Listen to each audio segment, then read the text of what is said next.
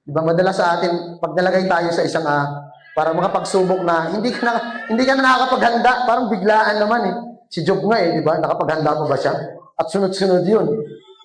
Diba? Yung balitang dumating sa kanya, sunod-sunod. Yung kanyang kabuhayan, yung kanyang anak, mga anak, yung kanyang mga ari-arian. Sa isang iglap, lahat nawala. Wala siyang panahon maghanda.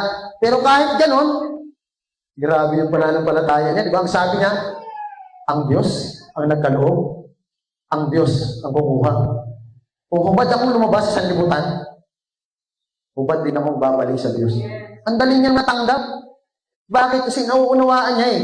Kontrolado ng Diyos ang lahat. At ang pinaka-importante, ang dapat nating maunawaan sa lahat ng ginagawa natin, ang pinaka-importante, yung alam nating sinasamahan tayo ng Diyos. Amen?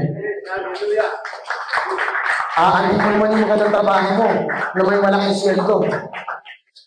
Kung hindi mo naman kasama ang Diyos.